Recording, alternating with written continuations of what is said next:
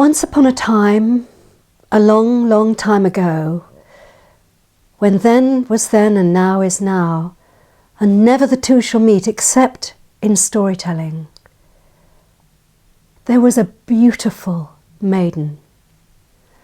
Her name was Galatea, and she lived amongst the orange groves and the olive groves and the grapevines in a beautiful orchard of plenty.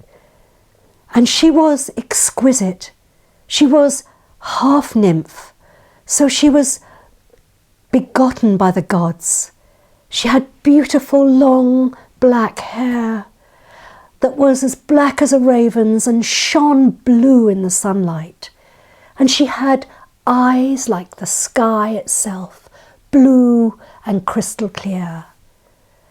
And she had skin like snow, white and soft, and a voice like a lark. And she sang all day. She sang while she worked. She cared for sheep. She lived in this paradise, which we call Arcadia.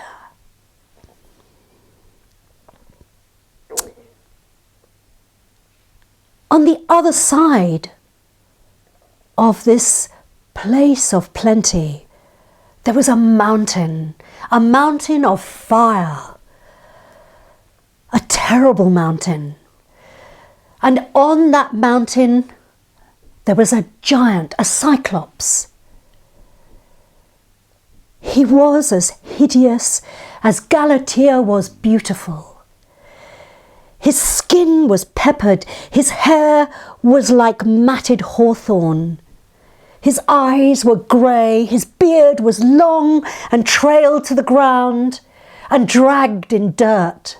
His clothes were covered in mud and blood from when he'd eaten and killed.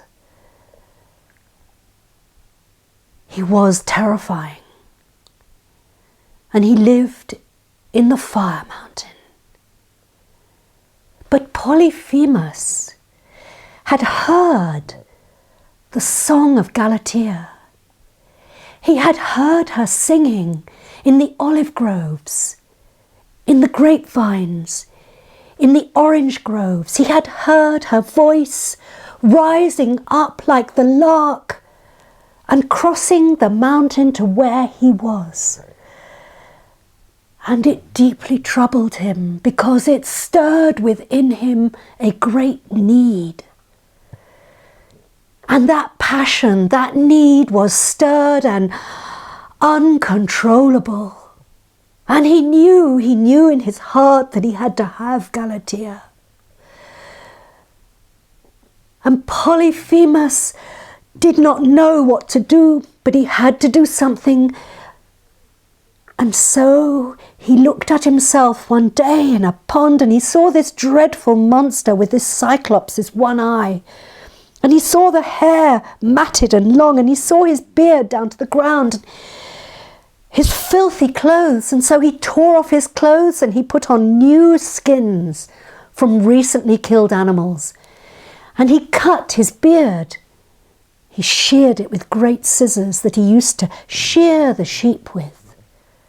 For of course, Polyphemus was to become blinded by Odyssius, but he was yet not to know that. He cut his hair and tidied it and pulled it, and with a matlock he straightened it, combing it with the edges of the matlock, and so it looked more tidy. It didn't really make a great deal of difference, but his heart was set on Galatea, and his passion and his fire was rising, and he had to have Galatea, and he was going to walk round that fire mountain and find the orange groves and the perfect woman who inhabited them. But, and there's always a but in every story, Galatea was already in love. Galatea was in love with Acis. And Acis was also half man, half god, and incredibly beautiful.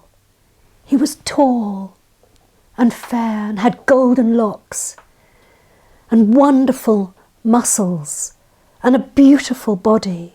And he was a shepherd, and he cared for his flocks on the far side of the mountain. And every week he would come across with his flocks, and he and Galatea would kiss. And their kisses were of passion and paradise and heaven. And they loved each other, and they were betrothed. Polyphemus did not know this. But when he came round the mountain that day, dressed as he possibly could in his cleanest skins, with his hair as tidy as he could make it, and his horrible single eye not glinting but soft and loving, and his passion rising, and he came round the orange groves, and he saw Acis. He saw this beautiful, beautiful shepherd. And what he saw made him so angry that he did not know what to do with his passion. He saw Acis put his arms round Galatea and kiss her cherry lips.